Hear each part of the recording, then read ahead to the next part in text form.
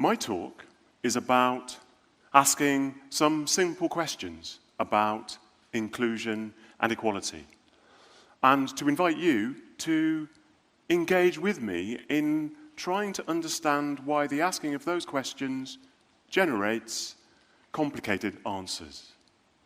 My argument is that we should reclaim the term inclusion if we are serious about equalities.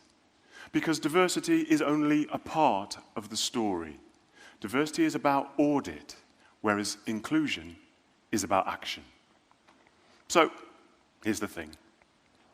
You know, when you're at a party and you meet someone that you don't know and they're interested in you and they want to find out more? First simple question. They ask you, what do you do? Okay? Seems like there will be a simple answer to that question. I say, I work at a university. I'm an academic. We're in good ground, yeah? But some people would say, and I agree with them, that that's not the end of the story. And for me, for this body, I have to say something else. I have to say that I am a black academic, or an academic who is black. And that's not just playing with words, it's opening the door to something which is significant. Because this body speaks for me in ways that sometimes I cannot control. And so there is an argument that says I cannot simply be an academic. So I'm a black academic working in a predominantly white academy. It's there. I'll park that and we'll come back to it later. When I applied for this talk, some of the political situations that we're seeing on the various news feeds across the world hadn't taken place. And I think now there's all the more reason for us to consider bringing back the notion of inclusion into what we do. A word about black academics. There aren't very many. And a colleague has likened them to hen's teeth. And for those that don't know, hens don't have teeth. Yeah? So, some statistics to back up what I mean. In 2009, of the 14,000 professors in universities across the UK, 50 were black, which is about 1 in 285, something like that.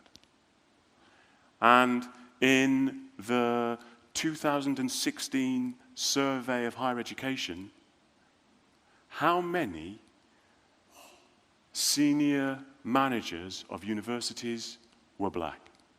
Simple question. Answer. 0. Now, it might seem that when I give you that information, that I've located myself in a position of judgment. As a person from a minority, I'm giving statistics that allows me to pass judgment on a predominantly white audience. That's not my intention. But what it does trigger is a feeling. I can't lie, when I did hear the odd, oh, what? Sigh? Well, if there's discomfiture in you in the audience, hearing those statistics, there is discomfiture in me sharing them with you. And that's one of the really interesting things about work around inclusion and diversity. One of the major elements that's in it is emotion. It's emotion that power has been using for centuries to keep those different groups in their place. And obviously, I'm talking about ethnicity here. It's one of the elements of my body that speaks the loudest. We could be talking about any other trigger which keeps people excluded. But for this talk, I'm going to talk about ethnicity. Okay? So, the theme of this TEDx is the next stage. So my question, hopefully a simple question, is what is the next stage for higher education? What is it that universities need to do to increase inclusion and equality? Yeah? So, it would be remiss of me, seeing as we are in a school of speech and drama, to not mention some other research.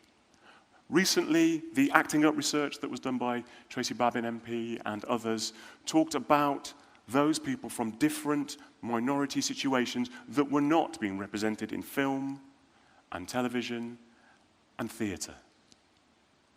And also, a more globalized piece of research, which is important to this argument, talked about segregation in UK universities.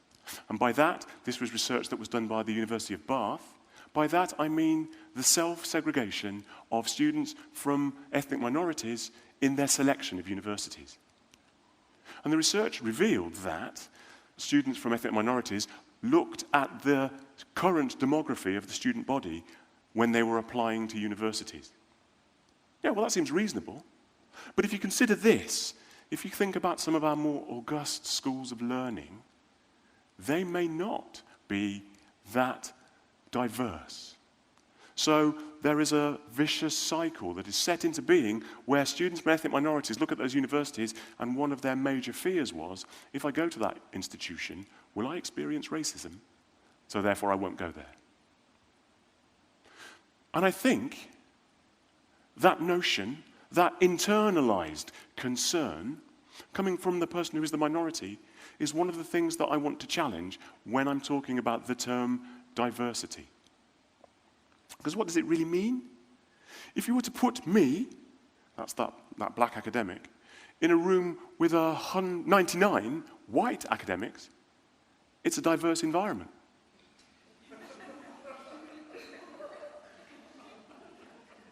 But is it an inclusive environment?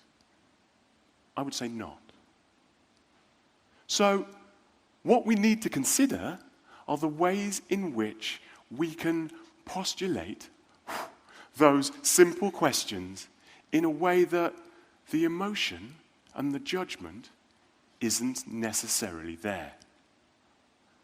Now, I'm no expert in inclusivity and equalities, but I have gone through the years' research as being a black person in a black body. And I'm bringing that to the fore now. Because if I'm really honest with you, looking like this and having my body speak about me in the way it does, one of the last things I wanted to do as a researcher was look at issues of inclusivity. I didn't want to be the person that when I walked into the room and people knew what my research was, they would go, oh yeah, I can see why you're doing that. I didn't want to be the poster boy for inclusivity. But if you step back and look even further, my presence in the academy meant that I was doing some kind of diversity work already. I wasn't doing the diversity. Potentially, I was the diversity. And that's not ideal. So one of the things I considered was I had to move past that poster boy stuff, and I had to move past that discomfiture and begin to ask those simple questions. How can we make this place more diverse, whatever that place is? So that's what I'm doing now. But before doing that, I was doing some other practice. It's called applied theatre. And for those who aren't necessarily au fait with it, it's the use of theatrical practices outside of a theatre environment. And what's interesting about it is that it often works with participants who are the same participants who are experiencing exclusion and marginality. And additionally, applied theatre tends to work in environments where it hasn't set out the rules of engagement. So there was this synergy between work around diversity and inclusion and work around applied theatre. And my bugbear, who thought you'd hear bugbear on a Friday morning? My bugbear with the term diversity is that it doesn't ask the question. And I can understand why diversity is a term which has gained more and more traction. Because for those people working in diversity, talking about equalities and inclusion triggers responses both in the speaker and the listener.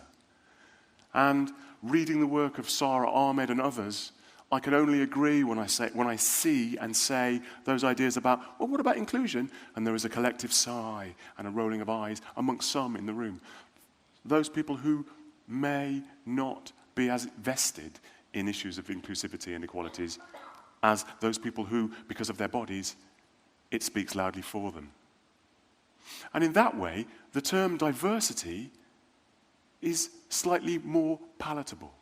It's slightly easier. It also runs the risk of becoming something that is done. Yeah, we're doing diversity. We've got loads of policies. We're all over diversity. Okay? And that's one of the simple questions that I'd like to challenge. What does all over diversity mean? And is all over diversity inclusivity? Now, one of the ideas about change that I'm thinking about comes from the Japanese ceramic art of Kintsugi. For those that may not know, Kintsugi is what happens when you have a precious object, ceramic object, and it's broken. Kintsugi is the act of repairing that object, but repairing it with gold, so that the new repaired object has a stronger material value than it did before it was broken. And why I was drawn to Kintsugi was this. One of the things I believe we should be considering is bringing our Kintsugi to issues of diversity, equality, and inclusion.